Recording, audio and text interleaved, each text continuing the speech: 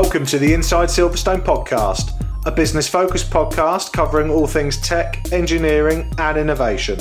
Hosted by me, Chris Broome, a huge tech, motorsport and gaming fan, and also the owner of Longhurst, a firm of lifestyle financial planners and independent financial advisors located in Silverstone, Northamptonshire. This is a series of unscripted and unpolished conversations with leading business owners, thought leaders and high-tech talent where we discuss their experiences within the Silverstone business and motorsport region. We will also be asking them to share their knowledge, insight and their thoughts on the future just for you. If you're looking to learn more about the Silverstone high growth region and commercially connect with like-minded peers, you've definitely come to the right place. Welcome to Inside Silverstone.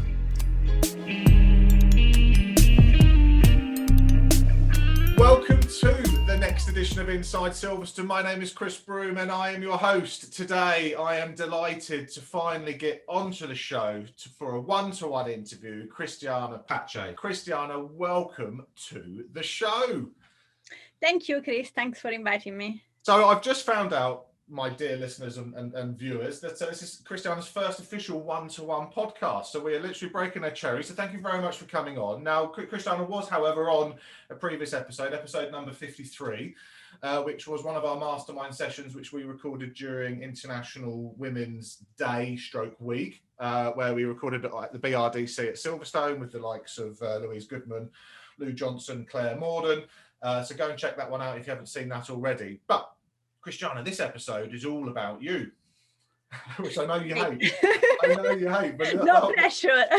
No pressure. But the purpose today is literally to just wax lyrical about your background. You know, for those that are involved in motorsport, everyone knows who you are. Pim, who is the CEO of the STC, the Silverstone Technology Cluster, told me 2 years ago that I needed to get you on the podcast, and so we finally got you on. Now, as is customary, I always like to run through a quick career snapshot, a bit of a background, just to let everybody know sort of why we've got you on and the importance of this interview. So, literally, I've got this off LinkedIn, as I always do, so correct me if any of this is wrong, but we've got a sustainability and strategy advisor, which we're going to come on to a bit later regarding the consultancy business that you've got.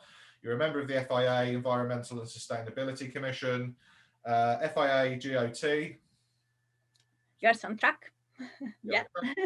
You're an STC Ambassador, so that's Silverstone Technology Cluster Ambassador, which we'll come on to as well. Keynote Speaker, of course, and more recently an Honorary Research Fellow at the Coventry University.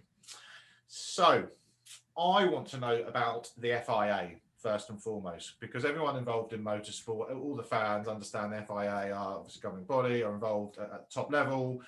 What's been your role in the FIA, and when did you sort of start? How young were you when all that began? So I started with the FIA in November 2003. Actually, I was just coming out from Cranfield University for my master, and I was already working as a freelance engineer in GT and NGT. And like I was doing the 24-hour of Le Mans and things like that. And about, I think, August of 2003, a spin-off of Magnetima Rally that was in England called Motorsport at that time asked me if I wanted to be their support engineer. And I said, yes, that's fantastic. And then a couple of months after, I had the contract. And actually, my contract was I would have been subcontracted to the FIA technical department. And I was like, well, that is not that bad. I can stay in GT. And a month later, I got the first ticket to go to testing and it was F1. So that's how I actually fit into the FIA technical department. I was the first woman in that department and possibly the only one until today. I was 26, so I was relatively young. I had some experience and I knew some of the people from the FIA because I was a scrutineer for ACI Sport, that is the motorsport body of Italy. So when they were at the F1 Grand Prix, I used to be like the scrutineer that you see around each team. So it's kind of like that is where I start my journey with them. And from 2003 until 2009, I was track-based, doing data analysis. Firstly, mainly the first year, we deployed a box for traction control. So I was the police. I was checking every team that they were not actually doing anything wrong. But actually, from 2007 onwards, I also started to implement some safety device with FIA. So not only the F1 technical side as a data analysis, but as well developing all the safety device that you see now in the car and in the circuit. So yeah. Wow. Okay. And so I know there's a bit more of a story to that. So because obviously there was recently a very big incident with Grosjean, who survived, was sat in basically a fireball for I think 20 or 30 seconds, and then the safety team, the race doctor, basically went and got him. So what I didn't realise, which is why I want to ask you about it, is that actually part of the equipment, part of the process, part of the strategy that basically got him out of that car was thought of, or the genesis of it began many years ago at a restaurant in Australia. Yes, I would say it was possibly 2006, 2005, 2006. Was actually a very late night because we had a bit of a software problem at the track. So it was 11:30 at night that we were looking for a restaurant to go and eat. So and was me, Charlie Whiting, Alan Prudhomme, the software department. And we decided to go and try to see if the Italian restaurant next door to the hotel was still open. So we arrived there. They actually said to us, well, look, it's closed. We finished to serve, but it was Briatore. I said, no, they're FIA. They need to have some dinner. And they give us a different table because we can't have dinner with with the other people. And actually, it was a late night that we said, wouldn't be so nice if we would have a real-time way from risk control and the medical car to see where the car is when there is an accident, that give a live feed to see what kind of G the car has got and the condition of the driver within the car. And then at that point, I was like, actually, because obviously I was working with Magneti Marelli and I knew about the electronic and the technology that was available, the bidirectional telemetry that was forbidden for F1 teams, but not for the FIA. I was like, actually, this is a great project and we can develop that. So we started through the FIA to develop this project that it comes through in 2007 to 2008. We deployed 2007 as a testing season on the third car, and then 2008. And now it's kind of, F1 cars and the safety car and the medical car can see where all the cars are every time. And if they go out, they can see like how many G the accident was and how the driver is inside. So it's a great piece of legacy that we have created. But also we have to remember that was all sort of development on safety that was going on there. So there was something called the FIA Institute for Sustainability and Motorsport Safety. That was the research arm of the FIA that I was a consultant for. Well, I actually been a consultant for up until 2016 for them. That developed all the research into material composite and the halo and all the other, like the helmet guidelines, all the other safety within the cockpit as well. So I think it's a mix, and I think that accident actually represents how all the different bits that we have developed from then till now are actually getting together and manage to do the job that we envisage in that like dinner table with Charlie Whiting and other people from FIA that we could actually build up and make it happen. It's amazing story. And I know that all of you would be very humble about that, but I mean, ultimately, you potentially saved the guy's life, and even down to the gloves and the race suit he's wearing and the material used for that. The whole thing is just amazing. Yeah. I think the FIA does an amazing job with researching into that, and there's been a number of years that they've put all the resource and all the heads on it. So it's as I said, it's a lot of elements that came together, but and we are all proud to have played a little part on it. Yeah, no, as you should be. And your career is, as you've said, so you've clearly been heavily involved in safety. and research, and now it's transitioned from sort of safety to sustainability, because you're now running your own consultancy business, which is, you know, a couple of years old, a few years old. So talk to us about that sort of shift away from what you were doing previously to what you're doing now, because presumably that's providing you new purpose, new vigor. You know, you've got a wonderful young family, but you're still working as much as anybody else to push the boundary and to keep improving and enhancing, you know, not only motorsport, but all different types of industries and frankly, you know, day-to-day living. Yes, so it's like this shift really starting in 2012. So it's kind of in 2012, I thought, well, my legacy with safety is done, because we had fully developed the system. We have integrated electronic flags. We have integrated the starter. We had done an amazing job with what we were able to do. And with the launch of full programs for the accident data recorder that then went down to the junior formula. And I thought, well, what's the next one? And then I think that coincided when I moved to Williams, and I moved to Williams F1 to actually build up the strategy for Williams Advanced Engineering with other people with me. When we built up that strategy, we actually took a very sustainable approach, and we base it in electrification, and we base it in as well lots of action with the community and engagement with, for example, Doha, trying to encourage women into work and into technical, because we had an office in Doha. So at that point, I think is where actually I transitioned from safety to sustainability. And I was lucky enough that in 2000 and it was in 2013 actually, and 2012, a piece of paper landed on my desk, and this piece of paper was an RFQ for the battery of Formula E. And my boss was on holiday, so I've been told from the big CEO, you have a look at these things and let us know if it's possible to do it, and if we should do this electric motorsport. And I was like, yeah, great. So I spent like about a couple of weeks trying to find out data and the information, how the market was going and why we should do that. And I think being involved in these Formula E batteries and being in an ecosystem that was really valuing sustainability as not as a marketing, but a purpose for a motorsport championship, that actually make me understand that that was my next big step. And in 2015, after leading the team for the project for the battery and developing the battery, after the first 4 races, because everything went brilliant, I just went back from Miami, the Formula E race, sit down with the CEO of the company and my notice in. And he was like, what you doing? I was like, well, I want to do a PhD in sustainability and strategy.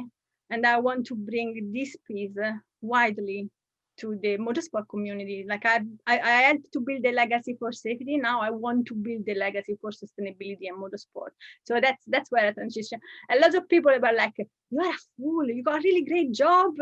Why you want to do that? And I was like, well, that's my vision. I want to have a purpose, and it's like, and the purpose is trying for motorsport to embrace sustainability, and I can play a part in that. So for me, it was quite really important. And I think the only person really that got it was at the time the CEO, that is still is the CEO of Williams F1. And when I sat with him with a coffee, and he actually understood that he couldn't bring me back. I was really like decided to change and to go back to university. He actually gave me a book called Who Cares Win? Why Good Business Better Business, exactly.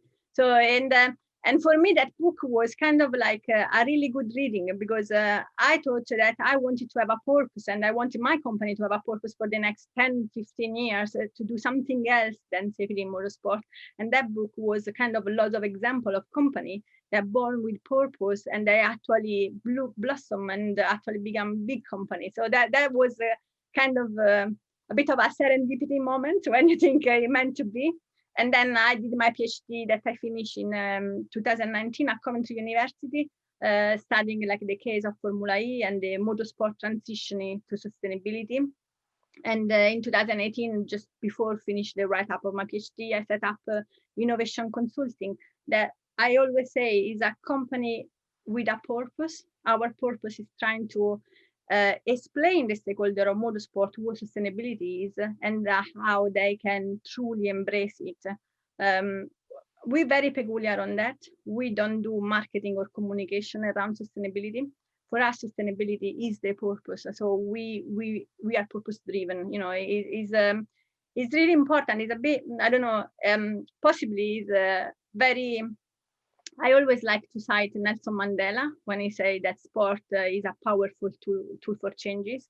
And we see that in safety, because the FIA developed the safety legacy that as well translated in mobility legacy for safety.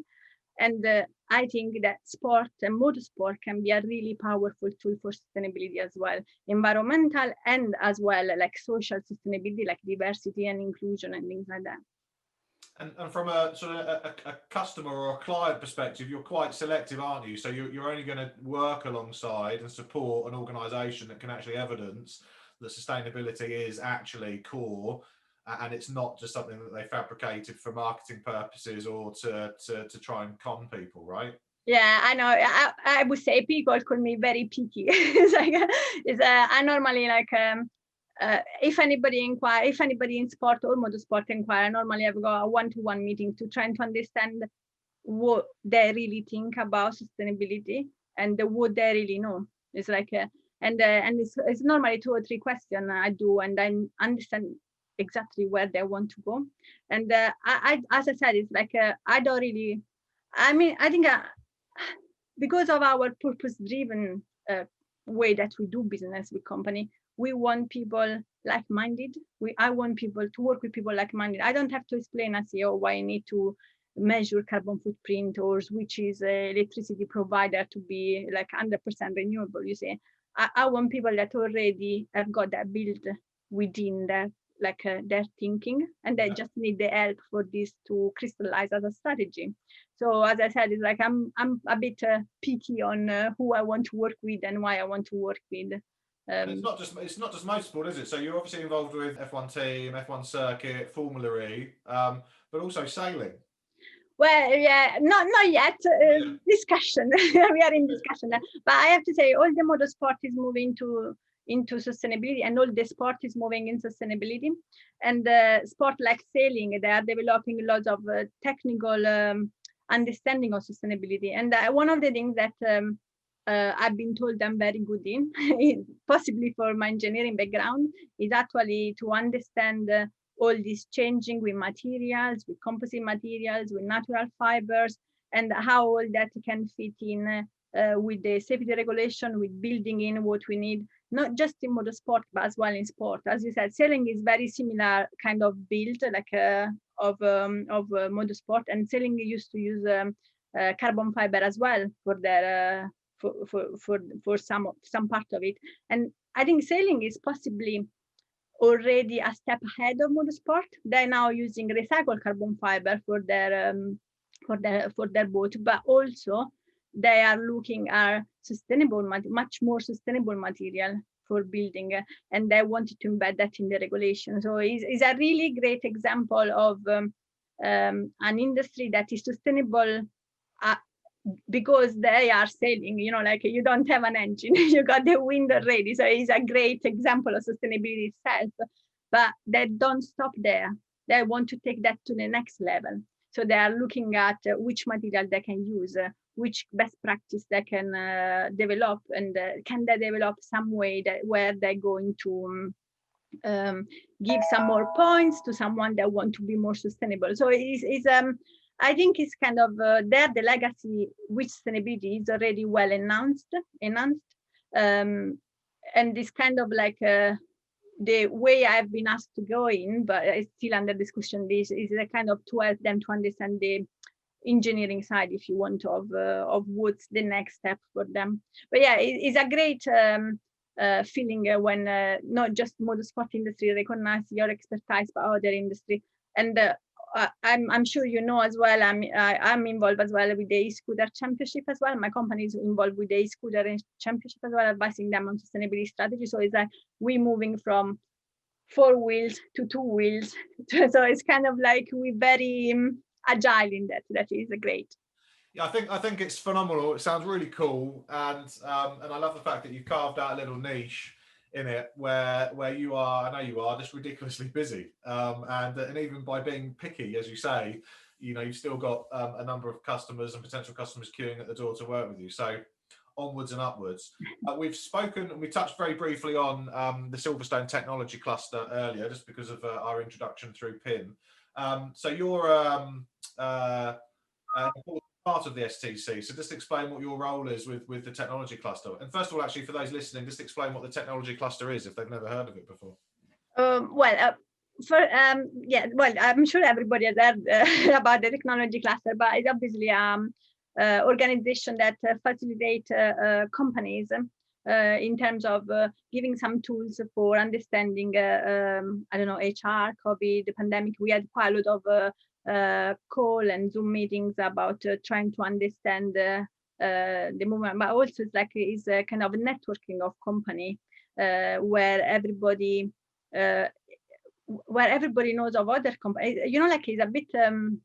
There is a really good book about that. It's about the proximity of the companies in a cluster and how a cluster can blossom because of this proximity that create technology and create and breed innovation. And that's how I see the cluster. You see, is a great job that PIM has done, and then there's like and is actually facilitating the understanding of a lot of topics from all the industry of the cluster that wouldn't have the ability to understand that. What about the new inclusion committee? Yeah, so I'm actually an ambassador for Silverstone Technology Cluster. So with Julia Muir, we were the first two female ambassadors. And also we have formed with Rose Bird diversity and inclusion in the workplace committee. So, you know, I'm a big wow, woman in motorsport fan.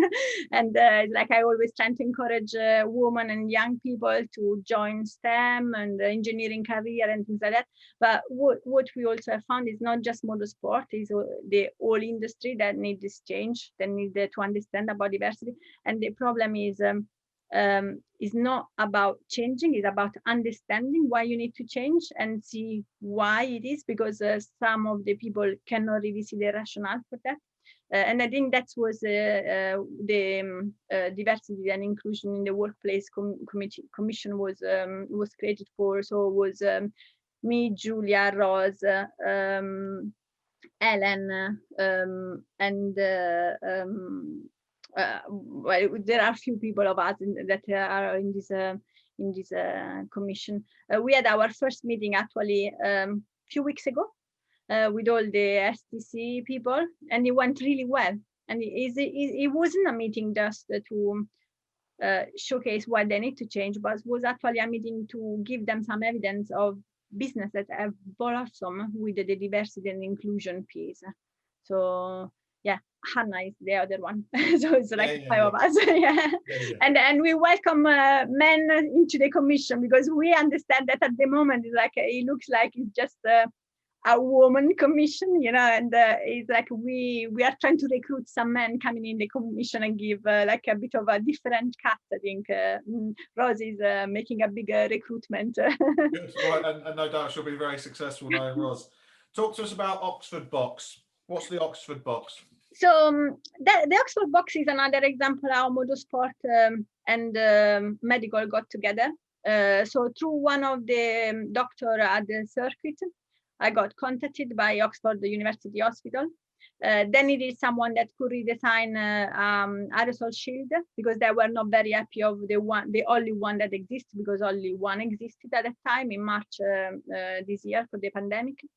And one of my friends that is actually the chief medical officer of Branzacc said to me, well, could you do anything for them? So she passed me into someone else that is working at Silverstone in the medical when there are races, and they passed me to Oxford. So this is an aerosol shield to protect the medical and the people that the anesthetist mainly and the doctor that intubate a patient. So it's a box that goes on the top of the head of the patient, where the anesthetist put her hands And when they intubate, normally the patients cough, and because he cough, he release aerosol that are infectious with COVID. So it's kind of like this box has got as well a suction system in it, and that's avoid the contamination of the doctor. The main contamination is actually in the process of doffing, taking off their clothes. So if they have less particles in their clothes at that point, they will have a less risk of being contaminated by the COVID. So it actually was like a reaction idea for this pandemic, but it becomes evident that it can be used for anything else, because they don't know if the patient carry any other disease or things like that. So we developed this box, and Renault F1 did the CFD programs with us. So that was really a great piece of collaboration. And one group engineering, another member of the STC as well, worked with us in that. And about September this year, we got awarded some Innovate UK funding to finish the development and bring it to market. And we're really proud, because we've done some extra CFD work and a third-party verification. And also we have been in touch with Public Health England on guideline. And we are at the stage now where we've got everything finalized, and it's due to come out any moment, an announcement, or in the years. It all depends how things play out. But also, I actually wanted to plug in the environmental side in the box. I didn't want to create a plastic box that then, is not good for the environment. This is not, we are purpose-driven business, so environment need to be in there as well. So we actually have done a carbon footprint assessment, and we're going to offset our carbon footprint for the box. So whenever a hospital will buy the box, they will buy a carbon neutral box. So the Oxford box is the first carbon neutral medical device that in the space. A collaboration between the NHS, F1 ultimately with technology, the STC, Innovate UK funding, and a sustainable product which is about to come to market. Yeah, and I have to really thanks a lot Ron Hartwell from one group engineering, but as well Dr. Bianca Tingle, that is our champion at Oxford University Hospital, because she's done an amazing job as well, training people and give lots of feedback, and we wouldn't have done that without her. I've loved this interview, Cristiana. Honestly, it's fantastic. I know that I said we were only going to do 10 minutes. I can't see the clock here, but it's more than that. But it's such a phenomenal story. And, from your career background in engineering through to FIA, through to, creating a safety legacy, which has ultimately, been part of an overall project that's ultimately saved or definitely improved Grosjean's life because of his ability to get out, and the safety marshals, etc., through to your new sustainability consultancy business, through to the Oxford box, through to the STC. Awesome. And we're very lucky to have you as part of our community. So I'm going to start wrapping this interview up, because I know that you've got lots of other calls. We can hear your emails pinging whilst we're doing the interview. Sorry. No, don't apologise. Everyone's very busy, right? 2 final questions, and then I'm going to let you go. Post-COVID, if there is such a time post-COVID, we've all had our vaccinations, life's gone back to whatever the new normal is. What are you personally looking forward to doing the most that maybe you can't do at the moment? Well, the first things I will do, I'll go back to Italy to see my parents. I haven't been back to Italy at all this year, trying to adhere with guidelines and to avoid any problems. And I really miss that. And as you know, I've got an olive grove in Italy, so I'm carbon neutral myself. That is great. And I look forward to go there and to be in there and to try my new olive oil. And next year, this time, to harvest the olive grove. That is what really I'm looking forward to. A woman of many talents, so you're going to be entering the olive oil business industry as well, right? So that is an hobby. That is it's actually an hobby that comes with purpose again, because I wanted to be carbon neutral myself. I fly lots of times. I ask all my clients now to offset my carbon footprint, but also I wanted to offset what I've created before. So I bought this big olive grove that's got 75 plants, so give me enough CO2 offset for all my previous life and hopefully the rest. Very good. That sounds like a lovely place to be able to spend some time as well. So, right, final question, Cristiana. This question is going to be the most challenging question you've ever been asked ever in your career. I'm going to give it a little drum roll. What is the king, or indeed the queen, of crisps? Ooh, must be Sensations with chili crisp. Oh, good shout. I think Sensations with chili, definitely when you're having a glass of wine or a beer or a gin and tonic. Very nice. So you're a chili flavour fan? Yeah, I am. I don't eat crisp very much, so either they're the good one or I'm passing. Okay, you've got standards, right? It's we only work with certain clients and I only eat certain crisps. So. Sorry, I told you I'm really picky, not really good. No, that's fine, but it's a great choice. Sensation chili flavour is very, very, very good. So, Cristiana, thank you so much for coming on the show. For everyone listening to this, I'm going to make sure in the show notes there's a bunch of hyperlinks where you can connect with Cristiana directly on LinkedIn, for example, if you want to obviously be talking to her about her business, and also plugging into the STC's website and a few others covering things that we've spoken about today. So, Cristiana, thank you so much for coming on the show. You are officially episode 98 of 100, and you're also going to be on episode 100 with me and a bunch of other people where you're going to be grilling me and turning the tables. So, for now, and until the next episode, thank you very much for coming on the show. Thank you for inviting me, Chris. The Inside Silverstone podcast is produced by the team at Longhurst for the benefit of those with a passion for all things tech, engineering and innovation. For more information, please visit longhurst.co.uk/Inside Silverstone, whilst also remembering to give us a 5 out of 5 star rating on iTunes. Please note that neither Chris Broome or Longhurst work for Silverstone Park, Silverstone Circuit or Silverstone Technology Cluster.